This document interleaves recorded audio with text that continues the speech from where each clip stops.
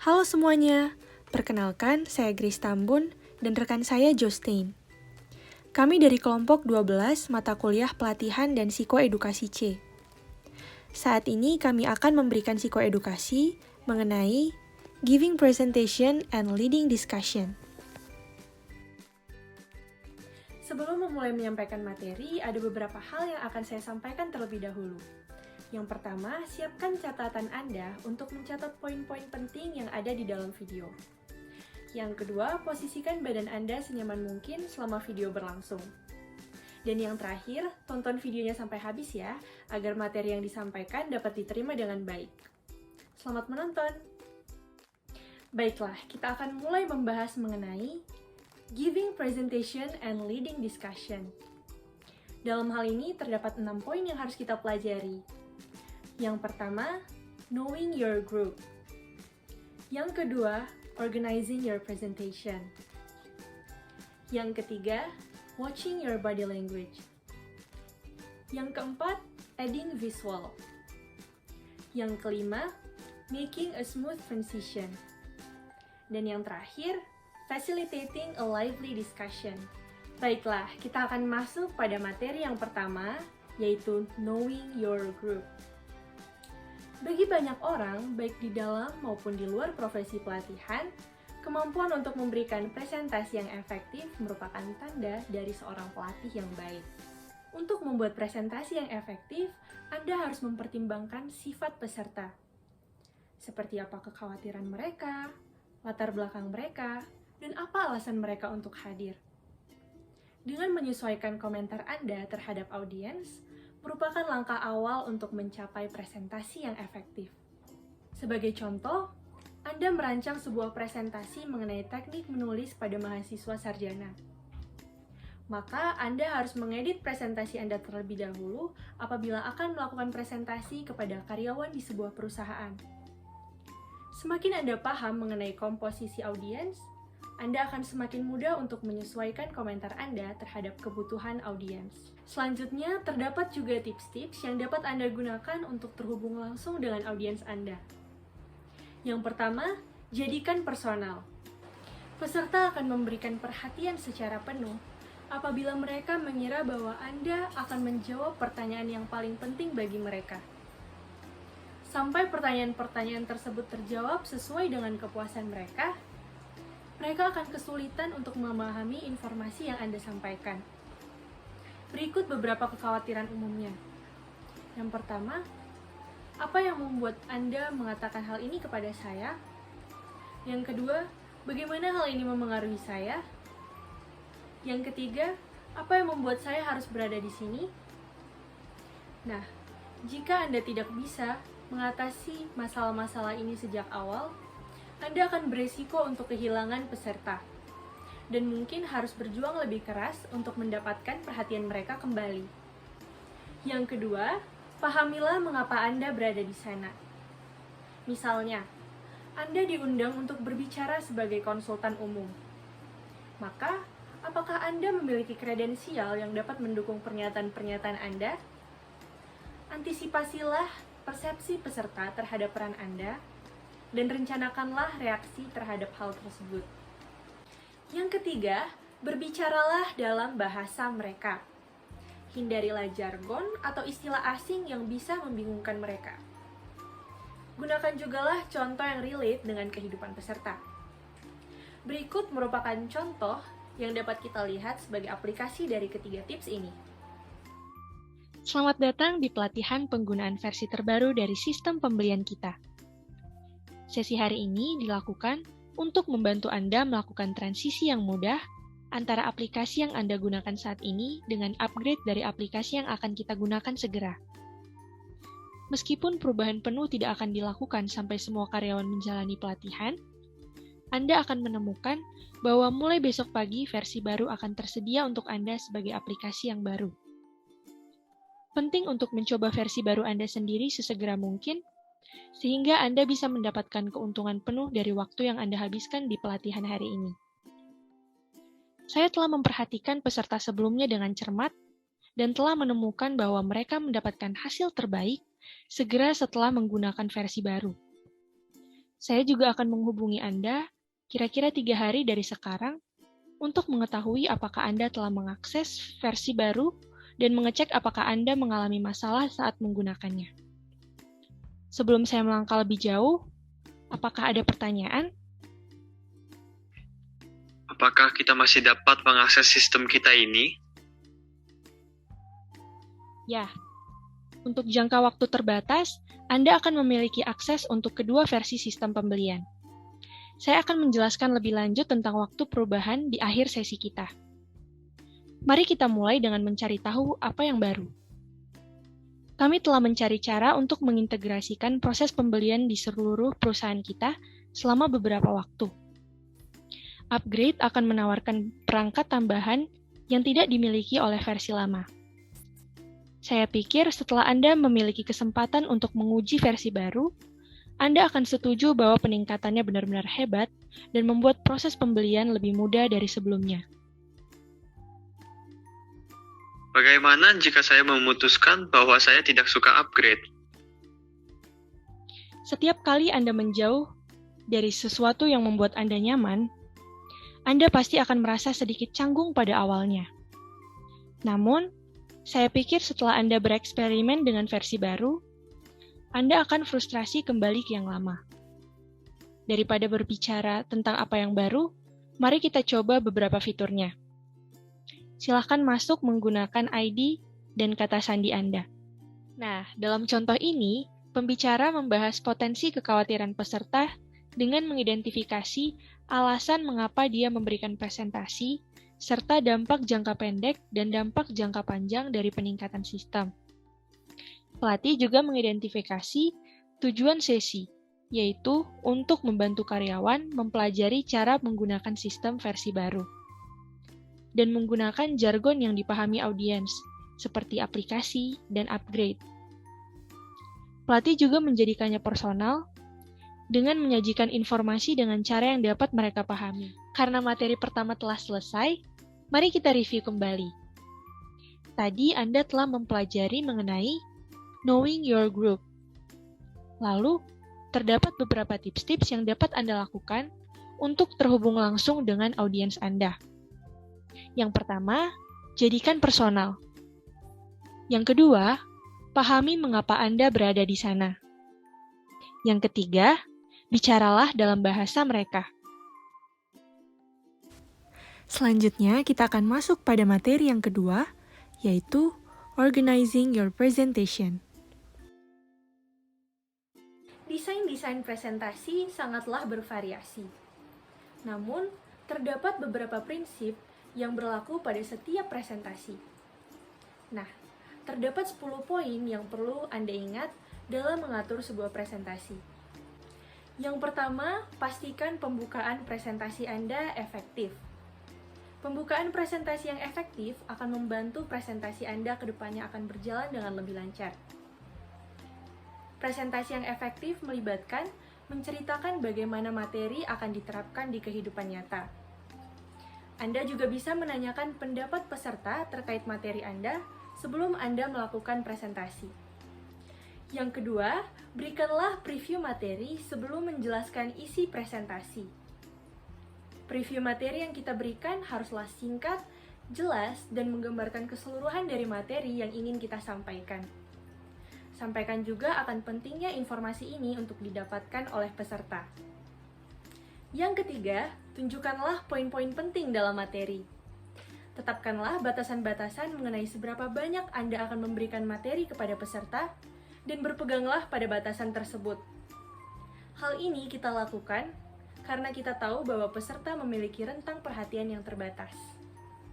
Yang keempat, atur informasi ke dalam urutan yang jelas. Susunlah informasi secara logis, dan uraikan materi ke dalam langkah-langkah yang eksplisit, jelas, dan koheren. Yang kelima, hindarilah penjelasan yang keluar dari jalur. Tetaplah pada target, fokus, serta tingkatkan presentasi Anda untuk menjaga minat para peserta terhadap materi Anda. Hal ini dapat membuat pemaparan Anda akan tetap hidup. Yang keenam, berikan sinyal saat akan melakukan transisi ke materi selanjutnya. buat transisi eksplisit yang menunjukkan perpindahan, hubungkan informasi sebelumnya dengan informasi baru yang akan Anda sampaikan. Yang ketujuh, buatlah presentasi Anda sespesifik mungkin. Berikan contoh atau buatlah analogi yang memperjelas poin Anda. Contoh yang Anda berikan haruslah relate dengan peserta. Yang kedelapan, berikan jeda singkat pada waktu yang tepat selama presentasi. Hal ini sangatlah dibutuhkan oleh peserta, karena peserta tentunya membutuhkan waktu untuk memproses informasi dan membuat catatan dengan baik. Yang kesembilan, izinkanlah peserta untuk sering meringkas informasi. Hal ini dapat membantu untuk menyimpan informasi, sehingga informasi dapat lebih diingat. Yang kesepuluh, perkirakanlah waktu yang dibutuhkan pada setiap bagian dari presentasi Anda. Dalam hal ini, putuskanlah segmen mana yang akan diperpendek atau diperpanjang jika dibutuhkan. Karena materi kedua telah selesai, mari kita review kembali. Tadi Anda telah mempelajari mengenai organizing your presentation. Nah, terdapat 10 poin yang perlu Anda ingat saat akan mengatur presentasi. Pertama, pastikan pembukaan presentasi Anda efektif. Kedua, berikan preview materi sebelum menjelaskan isi presentasi. Ketiga, tunjukkan poin-poin penting dalam materi. Keempat, atur informasi Anda dalam urutan yang jelas. Kelima, hindari penjelasan yang keluar dari jalur. Yang keenam, berikan sinyal saat akan melakukan transisi ke materi selanjutnya. 7. Buat presentasi Anda sespesifik mungkin. 8. Berikan jeda singkat pada waktu yang tepat selama presentasi. 9. Izinkan peserta untuk sering meringkas informasi. Dan yang terakhir, perkirakan waktu yang dibutuhkan setiap bagian dari presentasi Anda. Selanjutnya, kita akan masuk kepada materi yang ketiga, yaitu watching your body language. Penelitian menunjukkan bahwa apa yang Anda katakan hanya menyumbang 7% dari dampak presentasi Anda. 93% lainnya berasal dari bagaimana Anda berkomunikasi secara nonverbal. Untuk itu sangat penting mempelajari bagaimana berkomunikasi secara nonverbal yang efektif. Nah, untuk itu terdapat 4 saran yang dapat Anda terapkan untuk meningkatkan keterampilan Anda dalam melakukan presentasi. Yang pertama, tunjukkanlah tingkat kenyamanan Anda dengan peserta melalui bahasa tubuh yang natural dan positif. Hindarilah meletakkan tangan di dekat mulut atau wajah, karena hal itu menunjukkan rasa tidak aman. Hindari juga kebiasaan-kebiasaan buruk seperti membengkak rambut atau gelisah, karena hal itu dapat mendistraksi peserta terhadap pesan Anda. Yang kedua, lakukanlah kontak mata kepada para peserta. Hindari keinginan untuk melihat layar. Pilihlah sepasang mata yang ramah dari para peserta, kemudian berpura-puralah melakukan percakapan 4 mata kepada mereka. Setelah kira-kira 5 detik, pindahlah kepada sepasang mata yang lain, dan kembali ungkapkan pemikiran-pemikiran Anda. Yang ketiga, tetap waspada terhadap kecepatan dan volume suara Anda.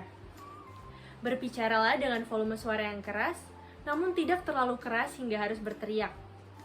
Dengan memvariasikan kecepatan dan nada suara Anda, hal itu dapat membantu Anda untuk meningkatkan perhatian peserta terhadap pesan yang akan Anda sampaikan. Yang keempat, yaitu poin terakhir, hindarilah kebiasaan bicara yang mengganggu. Kebiasaan-kebiasaan seperti mengatakan akan sangat menjengkelkan jika terus-menerus dilakukan oleh pembicara.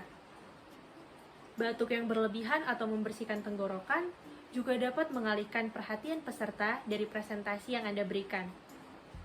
Perlu juga Anda ketahui, pada saat Anda mencoba untuk merubah perilaku nonverbal Anda, berhati-hatilah agar tidak terlalu berlebihan dan mengurangi kredibilitas Anda.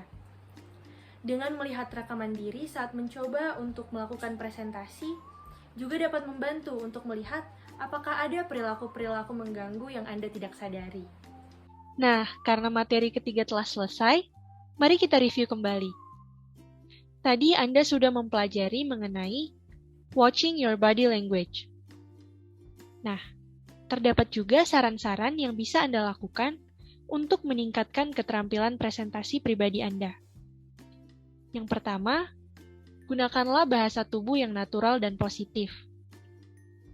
Yang kedua, lakukanlah kontak mata dengan peserta. Yang ketiga, waspadalah dengan kecepatan dan volume suara. Dan yang terakhir, ubahlah kebiasaan bicara yang mengganggu. Bagaimana nih setelah sudah mempelajari ketiga materi? Semoga bisa dipahami dengan baik ya. Sebelum kita beralih ke materi selanjutnya, saudara dipersilahkan untuk istirahat sejenak. Boleh melakukan peregangan singkat, minum, dan melengkapi catatan.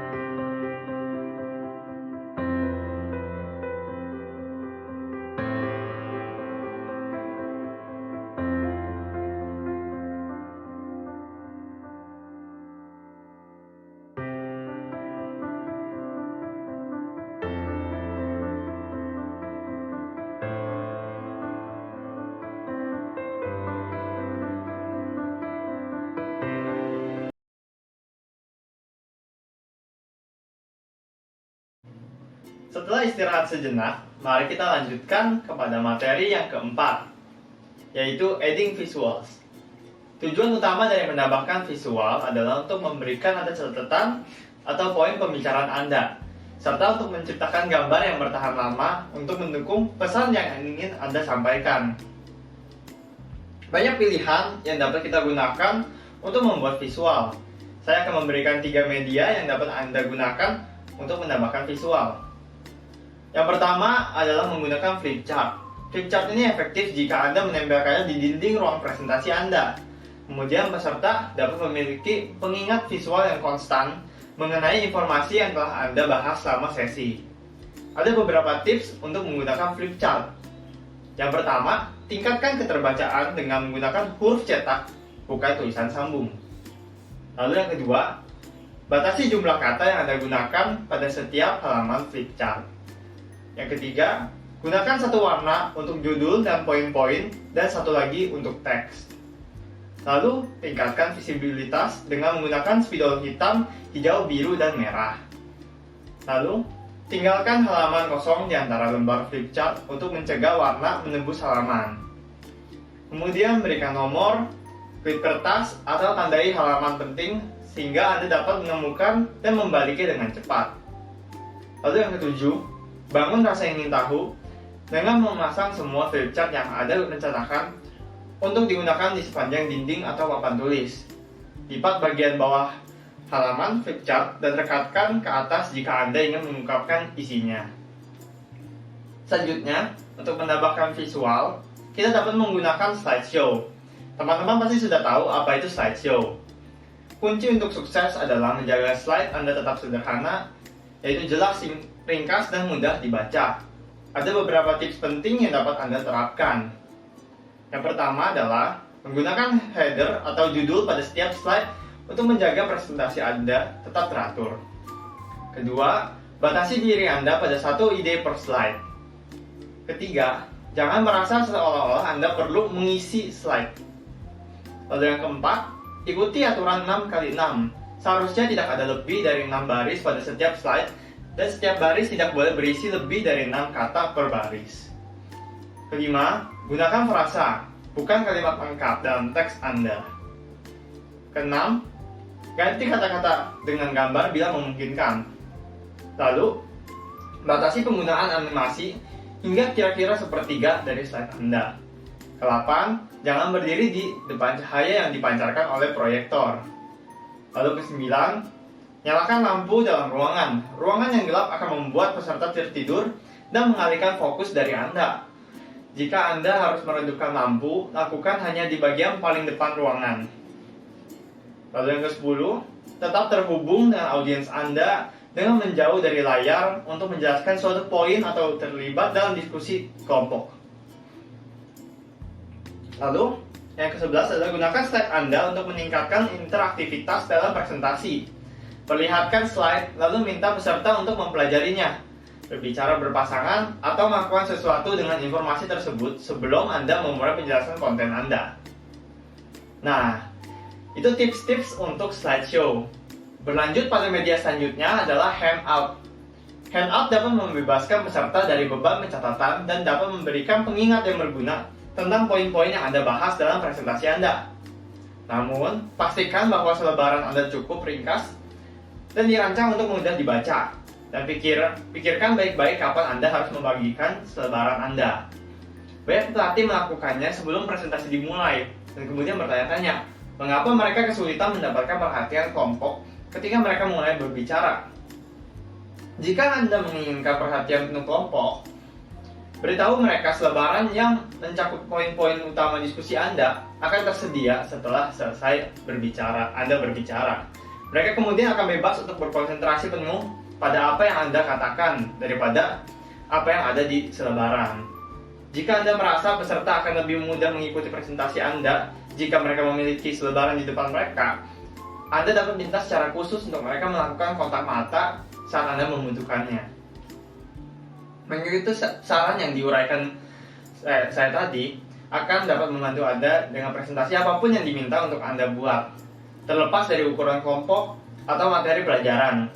Visual yang dirancang dengan baik dapat membantu Anda untuk mengkomunikasikan pesan Anda dengan cepat dan efektif kepada para peserta dalam program pelatihan Anda, serta memberikan gambaran yang jelas tentang poin-poin utama Anda. Mari kita review dulu apa yang telah kita pelajari. Kita telah membahas mengenai penambahan visual menggunakan flip chart, slideshow, dan handout. Selanjutnya, kita masuk pada materi Making Smooth Transitions. Membuat hubungan dan transisi yang mulus antara satu topik ke topik berikutnya dalam presentasi Anda melibatkan secara singkat mengingatkan peserta tentang apa yang Anda telah bahas, kemudian menunjukkan apa yang akan diikuti. Transisi terbaik tampak mulus dan mengalir, dengan mudah menghubungkan apa yang telah Anda bahas dengan apa yang Anda akan diskusikan selanjutnya. Ada beberapa teknik untuk menyatukan bagian-bagian presentasi Anda atau menghubungkan berbagai bagian program pelatihan Anda. Berikut ini adalah deskripsi dari teknik-teknik ini dan contoh bagaimana mereka dapat menggunakan. Referensi ke periode waktu. Menyebutkan periode waktu seperti pagi ini, hari ini, siang ini dapat membantu peserta untuk mengatur bagian-bagian dari program pelatihan Anda dalam pikiran mereka dan memberi mereka indikasi yang jelas tentang tujuan Anda. Contohnya, pagi ini kami melihat apa yang tidak boleh dilakukan dalam sebuah wawancara. Sore ini, kami akan fokus pada pendekatan positif apa yang dapat Anda ambil untuk memaksimalkan wawancara. Selanjutnya, berikan ulasan subjek mini. Mengambil beberapa saat untuk meninjau apa yang telah dibahas sebelumnya dapat memungkinkan peserta untuk berkesempatan merenungkan apa yang telah mereka pelajari dan persiapkan untuk mendengar bagian selanjutnya dari presentasi Anda. Contohnya, mari kita segera meninjau apa yang telah kita bahas sejauh ini sebelum kita beralih ke topik diskusi kita berikutnya. Selanjutnya, pemeriksaan agenda. Mencantumkan agenda yang Anda telah rencanakan di dinding tidak hanya membantu menjaga grup Anda tetap fokus pada jalurnya, tapi berfungsi juga sebagai referensi sehingga Anda dapat memudahkan transisi materi pelajaran. Contohnya, melihat agenda kami hari ini, Anda akan melihat bahwa kami telah membahas keterampilan komunikasi menulis dan berbicara, dan sekarang siap untuk membahas topik mendengarkan. Perubahan alat bantu visual. Memperkenalkan alat bantu visual baru atau mengubah jenis alat presentasi yang berbeda menunjukkan transisi ke topik yang baru. Contohnya, beralih ke flip chart kita, Anda akan melihat bahwa saya telah membuat daftar 5 teknik komunikasi asertif yang akan kita diskusikan hari ini. Lalu, kelima, perubahan format grup. Mengatur ulang grup menjadi konfigurasi baru mungkin merupakan cara paling jelas untuk menandai transisi yang pasti dari satu segmen program Anda ke segmen selanjutnya. Contohnya, saya pikir lebih masuk akal bagi kita untuk bersama dalam satu kelompok untuk topik diskusi kita selanjutnya. Anda dapat memindahkan kursi Anda kepada tempat kami untuk membentuk lingkaran besar dan kita bisa memulai. Keterkaitan logis antara bagian presentasi Anda memastikan Anda dan grup Anda siap untuk membahas topik yang baru. Hanya dengan sedikit latihan, interaksi yang elegan akan menjadi bagian alami dari gaya penyampaian Anda. Mari kita review dulu materi yang sudah kita pelajari. Bagaimana caranya membuat transisi yang baik? Yang pertama, Anda dapat mereferensikan periode waktu. Lalu kedua, ulas subjek sebelumnya. Selanjutnya periksa agenda, ubah alat bantu visual, dan ubah format grup. Mari kita masuk ke materi yang terakhir pada bab ini, yaitu Facilitating a Lively Discussion. Bagi banyak trainer, mendorong diskusi setelah presentasi terdiri dari memperkenalkan periode tanya-jawab dengan kalimat klasik. Apakah ada pertanyaan? Terlalu sering yang terjadi selanjutnya adalah keheningan yang tidak nyaman karena para peserta bertanya-tanya, siapa yang berani berbicara lebih dulu.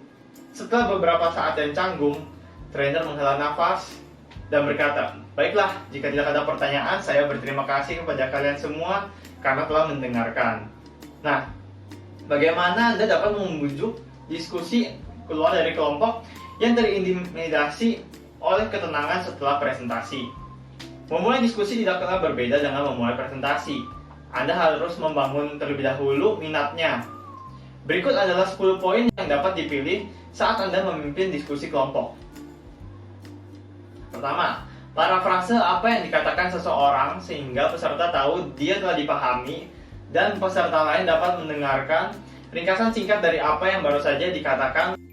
Contohnya, jadi apa yang Anda katakan adalah Anda harus sangat berhati-hati selama wawancara tentang menanyakan pelamar di mana ia tinggal, karena itu mungkin menunjukkan bahwa Anda mencari beberapa jenis afiliasi ras atau etnis. Cek pemahaman Anda terhadap kata-kata peserta atau minta peserta untuk mengklarifikasi apa yang telah dia katakan. Contohnya, apakah kamu mengatakan rencana ini tidak realistis? Saya tidak yakin saya mengerti persis apa yang Anda maksud. Bisakah Anda mengulangnya bagi kami lagi? Lalu yang ketiga, berikan komplimen yang menarik atau berwawasan luas. Contohnya, itu poin yang bagus. Saya senang Anda membawakannya kepada perhatian kami. Keempat, elaborasikan kontribusi peserta pada diskusi dengan contoh atau sarankan cara baru untuk melihat masalah. Komentar Anda memberikan poin yang menarik dari sudut pandang karyawan. Kami juga dapat mempertimbangkan bagaimana seorang manajer akan melihat situasi yang sama. Kelima, berikan energi pada diskusi dengan mempercepat langkah. Jadi untuk yang poin kelima itu adalah berikan energi pada diskusi dengan mempercepat langkah, dapat menggunakan humor jika perlu untuk mendorong kelompok memberikan lebih banyak kontribusi. Contohnya itu seperti ini. Ya ampun, kami memiliki banyak orang pendiam di grup ini. Haha. Inilah tantangan untuk Anda. Selama 2 menit berikutnya, mari kita lihat berapa banyak cara yang Anda dapat pikirkan untuk meningkatkan kerjasama dalam departemen Anda. Mengutarakan ketidaksetujuan dengan halus dan dengan komentar peserta untuk memancing diskusi lebih lanjut. Contohnya, saya dapat melihat dari mana Anda berasal. Tetapi saya tidak yakin apa yang Anda gambarkan selalu demikian. Apakah ada orang lain yang memiliki pengalaman yang berbeda dari Jim? Kemudian, mediasi perbedaan pendapat antara peserta dan meredakan ketegangan yang mungkin muncul. Contohnya adalah, saya pikir Susan dan Mary benar-benar tidak setuju satu sama lain, tetapi hanya membawa 2 sisi berbeda dari masalah ini. Dan yang ke-8, menggabungkan ide menunjukkan hubungan mereka satu sama lain. Contohnya, seperti yang dapat Anda lihat dari komentar Dan dan Jin, Penetapan tujuan pribadi merupakan bagian dari manajemen waktu. Anda harus dapat menetapkan tujuan untuk diri sendiri setiap hari agar dapat mengatur waktu Anda dengan lebih efektif. Kemudian, mengubah proses kelompok dengan mengubah metode partisipasi atau mendorong kelompok untuk mengevaluasi ide-ide yang telah dikemukakan pada diskusi sebelumnya. Contohnya, mari kita pecah menjadi kelompok-kelompok yang lebih kecil dan melihat apakah Anda dapat menemukan beberapa keberatan pelanggan yang berbeda terhadap produk yang dicakup dalam presentasi pagi ini. Lalu ke-10, ringkas dan catat jika diinginkan pandangan utama kelompok. Contohnya, saya telah mencatat 4 alasan utama yang Anda sarankan yang dapat menjelaskan keengganan manajer untuk mendelegasi pekerjaannya. 1. Kurangnya kepercayaan diri. 2. Takut gagal. 3. Kenyamanan dalam melakukan tugas sendiri. Dan 4. Rasa takut karena digantikan. Setiap dari tindakan di atas dapat digunakan sendiri atau bersama dengan yang lainnya untuk dapat membantu memancing diskusi dalam kelompok pelatihan Anda. Terakhir, ada banyak format khusus untuk merangsang diskusi yang hidup. Salah satu pilihan yang sangat baik adalah membuat debat aktif yang melibatkan setiap peserta dalam kelompok, bukan hanya para pendebat. Untuk memulai debat aktif, langkah pertama yang harus dilakukan adalah mengembangkan pertanyaan yang mengambil posisi sehubungan dengan masalah kontroversial yang berkaitan dengan materi pelajaran Anda. Lalu, kedua, bagilah kelompok menjadi 2 tim debat. Tetapkan posisi pro yang satu kelompok dan posisi kontra ke kelompok yang lain. Selanjutnya yang harus dilakukan adalah buat 2-4 subkelompok dalam setiap tim debat. Dalam kelompok yang terdiri dari 24 peserta, misalnya, Anda dapat membuat 3 subkelompok dan 3 subkelompok kontra. Masing-masing berisi 4 anggota. Minta setiap subkelompok untuk mengembangkan argumen untuk posisi yang ditugaskan. Lalu, di akhir diskusi mereka, mintalah seorang untuk menjadi juru bicara. Siapkan 2-4 kursi untuk juru bicara di sisi pro dan menghadap mereka jumlah kursi yang sama untuk juru bicara di sisi kon. Tempatkan peserta yang tersisa di belakang tim debat mereka. Mulailah debat dengan meminta juru bicara mempresentasikan pandangan mereka. Lihat proses ini sebagai argumen pembuka. Lalu langkah kelima, setelah semua orang mendengar argumen pembuka, hentikan debat dan kumpulkan kembali subkelompok asli. Mintalah subkelompok untuk menyusun strategi bagaimana melawan argumen pembuka dari pihak lawan. Sekali lagi, mintalah setiap subkelompok memilih juru bicara, sebaiknya orang yang baru. Lalu, keenam, lanjutkan debat. Mintalah juru bicara yang duduk berseberangan memberikan argumen balik. Saat debat berlanjut, dorong peserta lain untuk memberikan catatan kepada pendebat mereka dengan argumen atau sanggahan yang disarankan. Juga dorong mereka untuk bersorak atau bertepuk tangan atas argumen perwakilan tim debat mereka. Lalu, jika menurut Anda debatnya sudah tepat, akhiri debat tersebut. Alih-alih menyatakan pemenang, kumpulkan kembali seluruh kelompok dalam satu lingkaran. Pastikan untuk menyatukan semua orang dengan meminta peserta untuk duduk di sebelah orang yang berada di sisi berlawanan. Setelah itu, adakan diskusi kelompok tentang apa yang peserta pelajari mengenai masalah dari pengalaman debat. Juga mintalah peserta untuk mengidentifikasi apa yang menurut mereka merupakan argumen terbaik yang diajukan oleh kedua belah pihak. Setiap program pelatihan, bahkan yang paling aktif sekalipun, perlu memasukkan beberapa jenis informasi ke dalam satu sesi.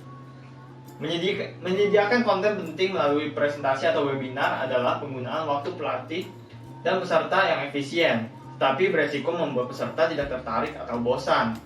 Menggunakan metode dan teknik yang dijelaskan dalam bab ini akan dapat membantu Anda untuk melibatkan peserta dalam pengalaman belajar mereka sendiri, sehingga dapat meningkatkan pemahaman dan tingkat retensi semua orang dalam kursus. Mari kita review materi yang telah kita pelajari. Kita dapat memfasilitasi diskusi kelompok dengan mengikuti 10 poin yang sudah disampaikan tadi, serta dapat menerapkan format debat aktif untuk memancing diskusi yang hidup. Sekian untuk presentasi kita pada hari ini. Terima kasih telah menonton video ini sampai habis. Semoga setelah kalian mempelajari materi ini, kalian bisa menjadi orang yang lebih hebat lagi dalam melakukan presentasi. Apabila ada pertanyaan, bisa tulis di kolom komentar di bawah ini. Sampai jumpa!